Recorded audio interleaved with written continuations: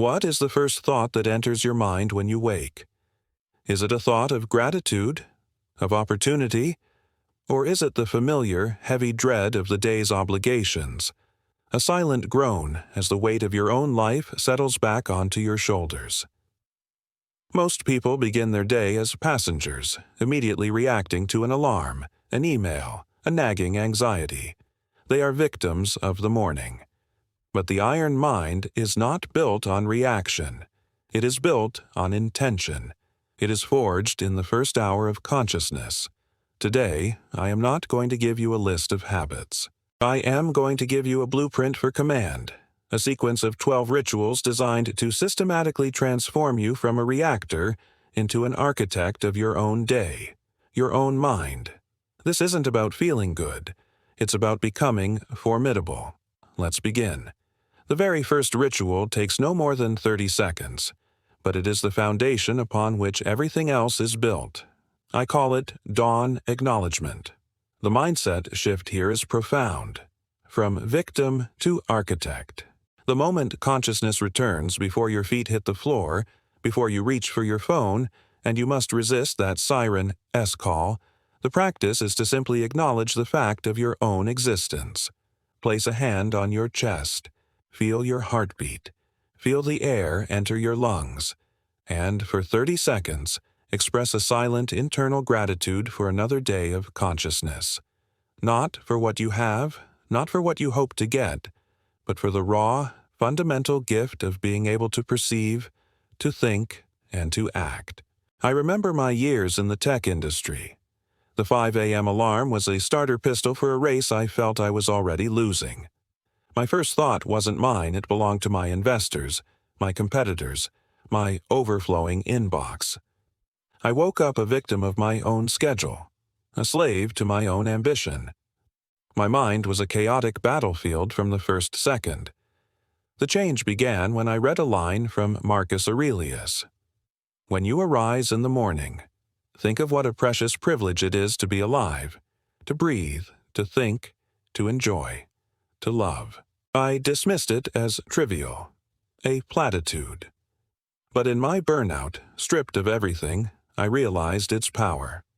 The first thought of the day is the rudder for the next 16 hours. If you cede control of that rudder to anxiety or to your digital leash, you have already lost the day's most important battle. This isn't about empty positivity. It is a strategic act of grounding. It's a declaration that you are the primary authority in your own life. So, ask yourself this. Who is in command of the first 30 seconds of your consciousness? You or the ghost of yesterday's anxieties? Are you waking up to a day you must endure, or a day you have been given to build? Tomorrow morning, before anything else, perform the dawn acknowledgement. Reclaim that first territory.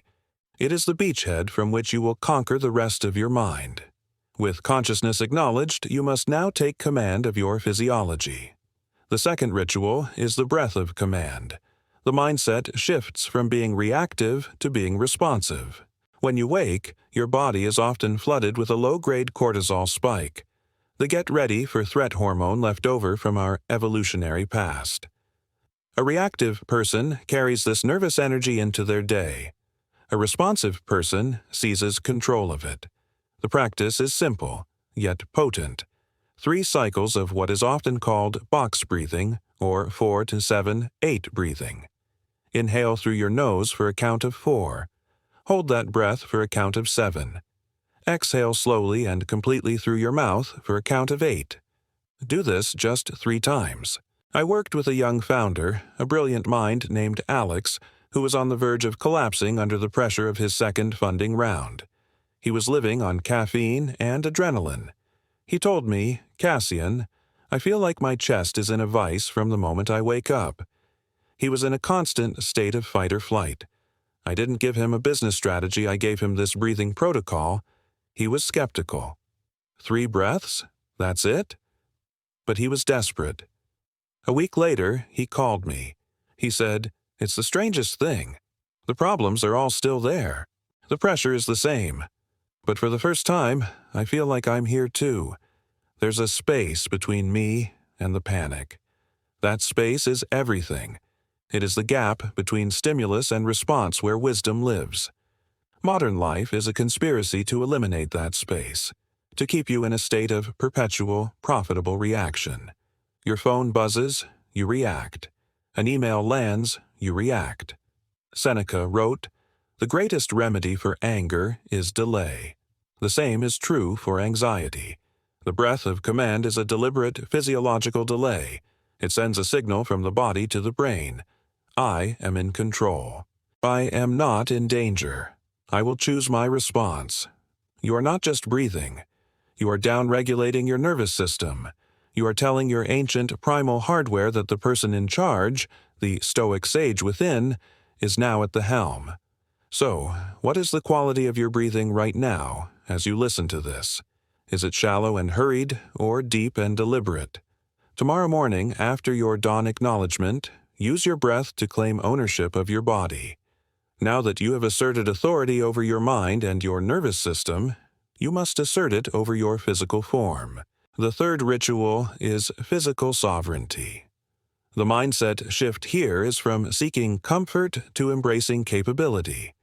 For the first 5 to 10 minutes of your day, you will move your body with purpose. This is not a workout to build muscle. It is a ritual to awaken the body and remind it of its function as a tool of your will.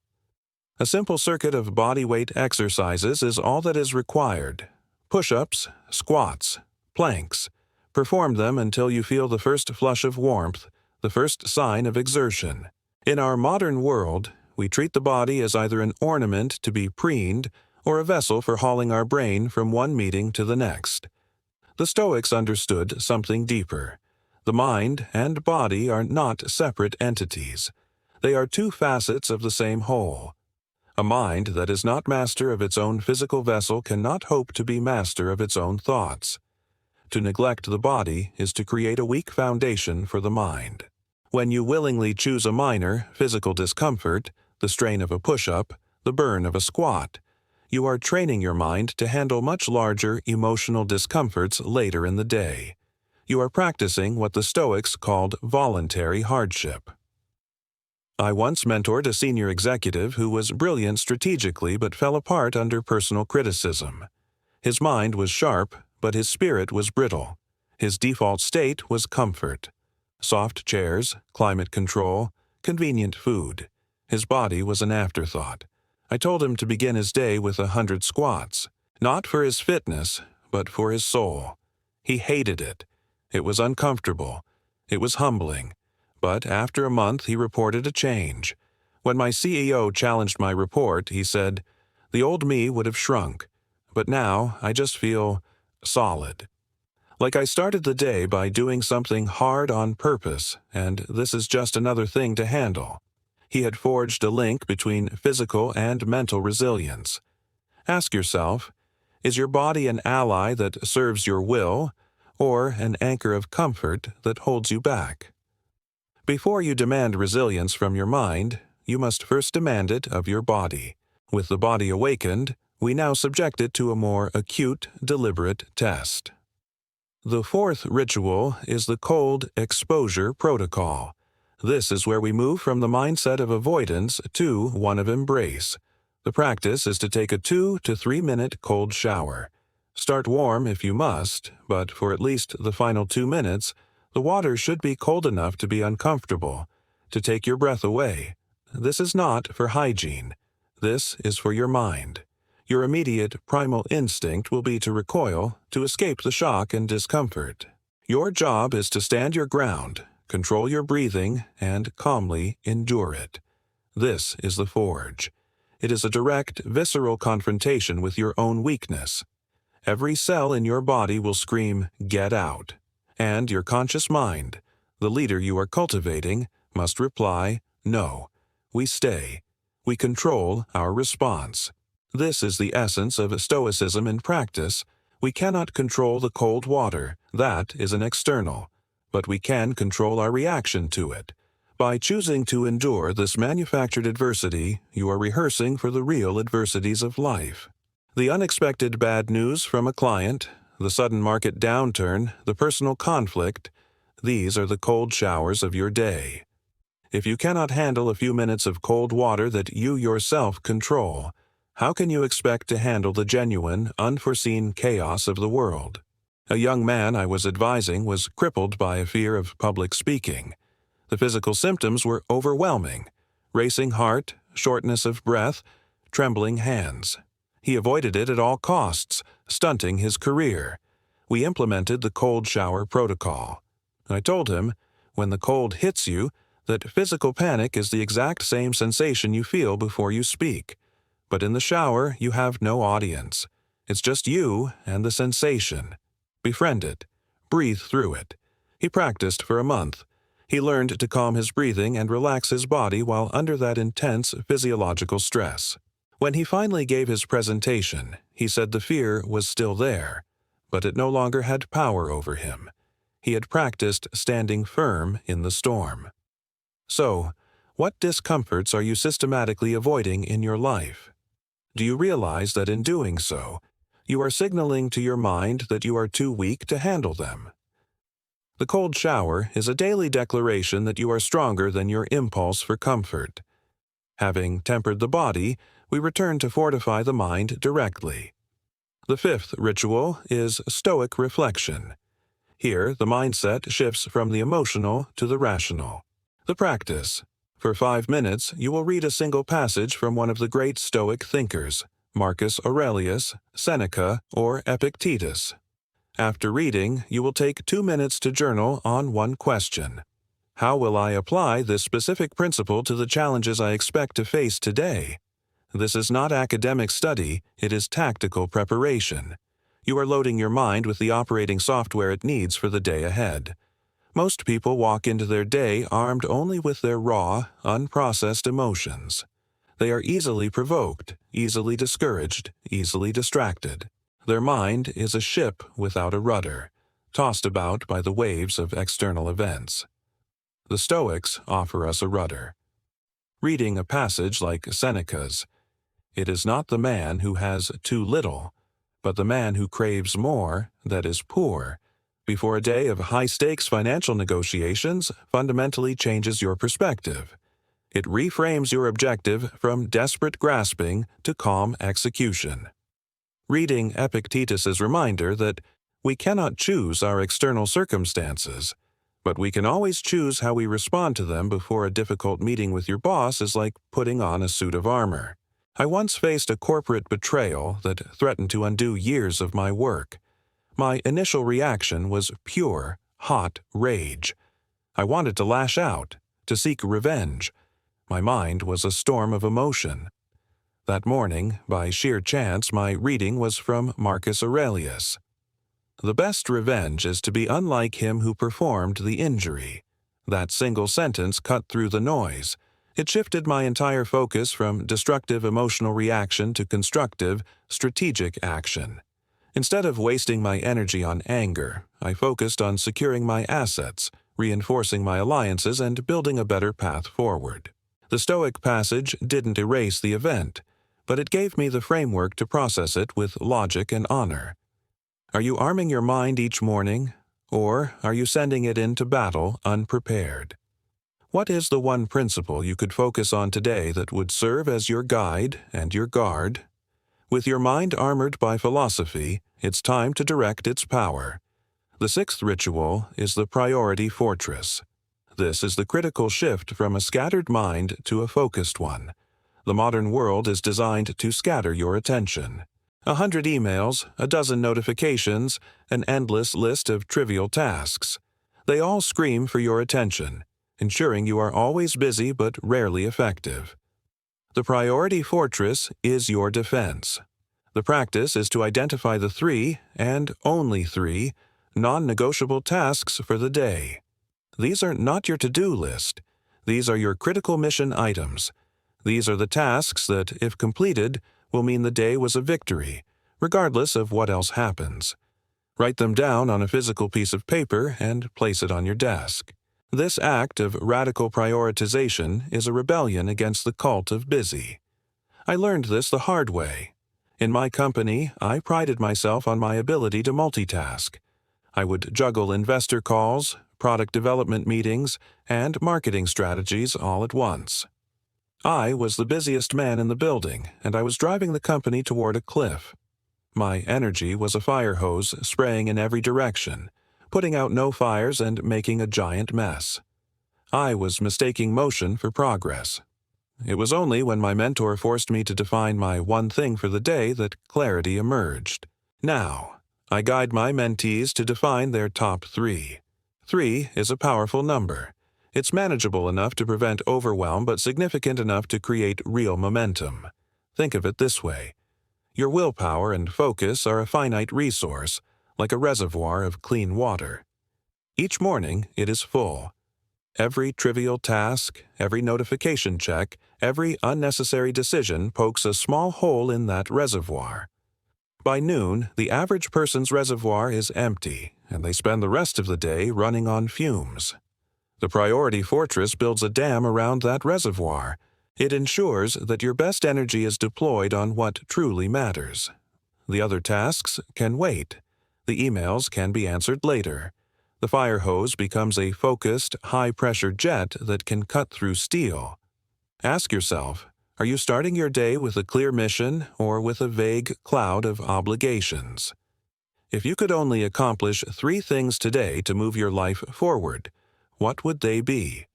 Define them, and you define your day. Once your priorities are set, you must prepare for the obstacles that will inevitably stand in their way. The 7th ritual is visualization armor. This practice shifts your mindset from fear of the unknown to preparation for the probable. For 5 minutes, you will perform a mental rehearsal of your day, specifically focusing on your 3 critical tasks. But this is not a daydream of perfect success. This is a premeditatio malorum, or a premeditation of evils, as the Stoics called it. You will visualize what could go wrong, the difficult client who will object, the technical glitch that will stall your progress, the colleague who will challenge your idea, and then you will visualize yourself responding to these challenges with calm, with logic, and with virtue. You will see yourself listening patiently to the objection, then calmly reframing your argument. You will see yourself discovering the glitch, taking a deep breath, and beginning the methodical process of troubleshooting. You are not rehearsing failure. You are rehearsing your resilience to failure. You are building a mental playbook for adversity. An athlete would never step onto the field without having visualized the game, the opponent's moves, and their own counters. Yet professionals walk into their most important games every day completely unprepared mentally. I used this relentlessly before every major investor pitch. I didn't just practice my slides. I would sit in silence and visualize the most skeptical person in the room. I would hear their sharpest, most cynical questions. Your market is too small. Your technology is unproven. Your team is too inexperienced. I would feel the familiar jolt of defensive anger or fear rise in my chest. And then I would practice my response. Calm, confident, backed by data, respectful of the question. By the time I walked into the actual room, I had already faced the worst of it in my mind. There were no surprises. The real thing often felt easier than my rehearsal. What is the most challenging event on your calendar today? Have you prepared only your presentation, or have you prepared your mind? Spend 5 minutes building your armor. Anticipate the battle so you are not shocked when it arrives. With your mind and strategy in place, we must provide the physical resources for execution. The 8th ritual is nutrition as fuel. The mindset must shift from eating for pleasure to fueling for performance. What you choose for your first meal sets the metabolic and cognitive tone for the next several hours. The common breakfast, laden with sugar, simple carbohydrates, and processed ingredients, is a recipe for a mid-morning crash. It's a fleeting moment of pleasure that you pay for with hours of brain fog and lethargy. The iron mind requires premium fuel. The practice is to build your first meal around 3 principles: high-quality protein, healthy fats, and adequate hydration. Avoid the sugar rush at all costs. This isn't about a specific diet, it's about intention. For much of my career, breakfast was a Danish and coffee grabbed on the way to the office. I was treating my body like a garbage can and expecting my brain to perform like a supercomputer. I would experience a brief sugar high followed by a crushing 10 a.m. slump where my focus would shatter. My solution: more coffee, more sugar. It was a vicious cycle of poor performance propped up by stimulants. The change came when I started viewing food not as a reward or a comfort, but as a strategic tool. I switched to eggs, avocado, and water. The difference was night and day. The energy was not a frantic spike, but a steady, burning flame that lasted for hours. My thoughts were clearer. My mood was more stable. A mentee of mine, a lawyer, complained of debilitating afternoon fatigue.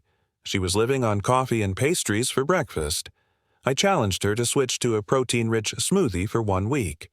She resisted, attached to her morning ritual of pleasure. But she tried it. The result?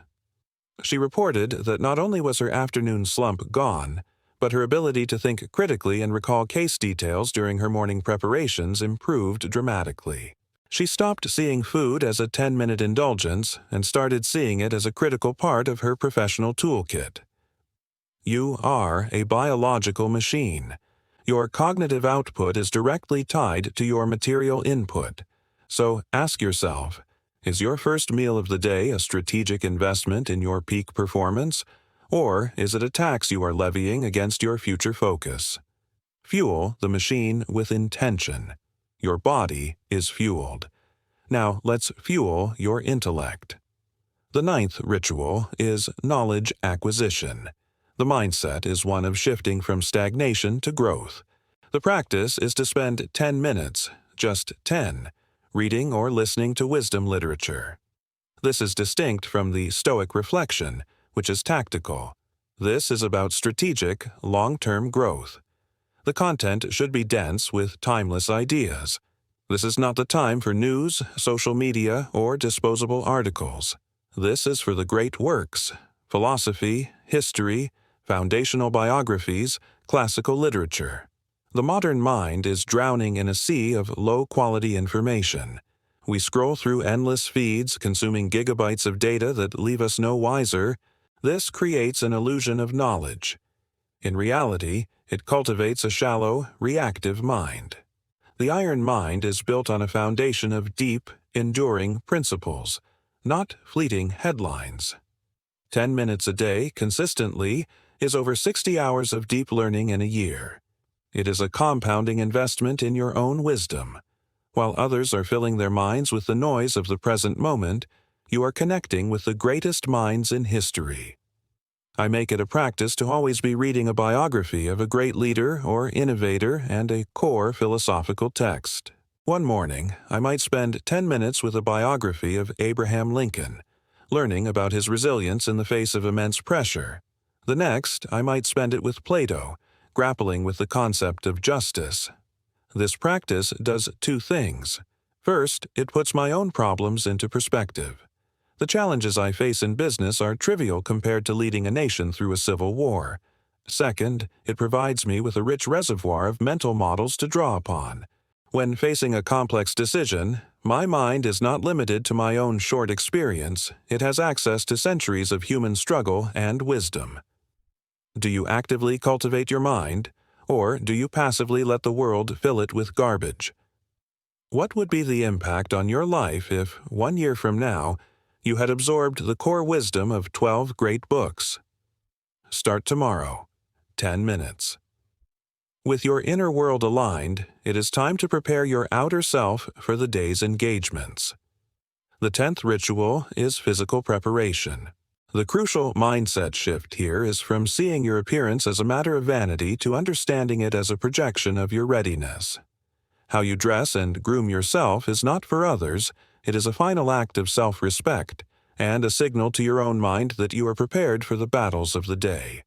The practice is to groom and dress with intent, choosing attire that makes you feel capable, disciplined, and aligned with your highest self. Think of the Roman legionary. Before battle, he would meticulously clean and polish his armor, sharpen his gladius, and check every strap on his sandals. This was not vanity. It was a ritual of preparation. It put his mind into a state of readiness. Each act confirmed his identity as a soldier. In the same way, when you take the time to iron your shirt, shine your shoes, or organize your briefcase, you are not just managing your appearance. You are sending a powerful psychological message to yourself. I am a professional. I am disciplined. I respect myself and the tasks ahead enough to show up fully prepared. This is the concept of unclothed cognition, the idea that the clothes you wear affect your mental and physical performance. I once worked with a software engineer who was technically brilliant but consistently passed over for leadership roles. He dressed like he had just rolled out of bed. Wrinkled t-shirts, old jeans. He argued his code should speak for itself. I explained that his appearance was speaking too. It was saying, "I don't take this seriously. I'm not a leader." We worked on a simple upgrade to his wardrobe. Well-fitting, clean, simple clothes. Nothing expensive. The change in his demeanor was immediate. He stood taller. He spoke with more authority. He started seeing himself as a leader, and within 6 months, others did too. He was promoted. His code hadn't changed, but his self-perception and the energy he projected had. So, when you get dressed in the morning, what identity are you putting on? Is it one of discipline and readiness, or one of carelessness and apathy? Your clothing is your uniform for the day. Choose it with purpose. You have prepared your mind, your body, and your person. Now, you must prepare your environment. The 11th ritual is environmental command. The mindset shifts from tolerating chaos to cultivating order. The state of your immediate workspace is a direct reflection of the state of your mind. A cluttered desk, a disorganized desktop, a pile of yesterday's coffee mugs. This is the physical manifestation of a scattered, unfocused mind. The practice is to take 5 minutes to bring your primary workspace into a state of order. Clear the surfaces. Organize your papers. Close unnecessary tabs on your computer. Create an environment that is conducive to deep work. This is not about procrastination or obsessive cleaning. It is a strategic act that reduces cognitive load. Every object in your field of vision that is out of place competes for a tiny fraction of your mental energy. A messy desk is not just a physical problem. It is a source of continuous, low-level distraction that drains your reservoir of focus. By creating a space of external order, you make it easier to maintain a state of internal order. You are eliminating decision fatigue before it even begins. You are signaling to your brain that this is a space for focus, for clarity, for execution. A mentee of mine, a writer, was suffering from severe writer's block. Her desk was a disaster zone. Piles of books, old notes, empty cups. She said she felt stuck and overwhelmed every time she sat down to work. I told her to forget about writing for a day. Her only task was to clear her desk until only her laptop and a single notebook remained. The next day she called me, elated. "The words just came," she said. "I didn't realize how loud my desk was." She hadn't overcome her writer's block with a new idea. She had overcome it by removing the friction in her environment. The external chaos was mirroring and reinforcing her internal chaos. Ask yourself, does your workspace serve your focus, or does it sabotage it? Take 5 minutes to conquer that small territory. Bring order to your desk, and you will bring order to your mind. We have reached the final ritual. This is the capstone that locks everything else into place. The 12th ritual is the Iron Mind Declaration. The mindset here is the final, decisive shift from doubt to certainty. All the previous rituals have prepared you. They have aligned your mind, body, and environment. Now, you must anchor this new state of being into your identity. The practice is to stand tall, look at yourself in a mirror if possible, and speak aloud a simple declaration of your mission for the day or your core identity. This is not about empty affirmations. It is about sealing your intention with the power of your own voice. Your declaration should be simple, personal, and powerful. It could be something like, Today, I will act with courage and discipline. Or, I am a person who keeps their promises, especially the ones I make to myself. Or, focusing on your 3 priorities. My mission today is to complete my 3 critical tasks with focus and excellence. Speaking it aloud is critical. Hearing your own voice state your intention creates a neurological feedback loop that bypasses the inner critic and embeds the command deep within your subconscious. It is the final act of taking abstract intention and making it concrete reality. It is the moment the architect looks at the blueprint and gives the order to build. In the darkest days of my burnout, I felt adrift, my identity shattered. I had tied my sense of self to my company's success, and when that faltered, so did I. My recovery began when I started a new declaration. Each morning, after my rituals, I would look myself in the eye and say, "My value is not in what I achieve, but in the character I build." It felt foolish at first, but day after day the ritual began to overwrite years of faulty programming. It became my anchor in the storm. It was a reminder of my true north. This entire morning routine is a system for forging an identity. You are not just doing these rituals, you are becoming the kind of person who is disciplined, focused, and resilient. You are becoming the person who commands their morning and, therefore, their mind. So now, I issue you a challenge. This is not for entertainment. It is a call to action. For the next 7 days, I challenge you to perform all 12 of these rituals. I want you to commit to it. Don't just pick and choose. Experience the cumulative effect of the full sequence. Track your progress. Note the changes in your focus, your emotional control, and your sense of purpose. Go to the comments and type, "I commit," to make a public declaration of your intent. Share your progress using the hashtag #YouAreAnIronMindChallenge. This is your forge. The tools are in your hands. The iron is hot.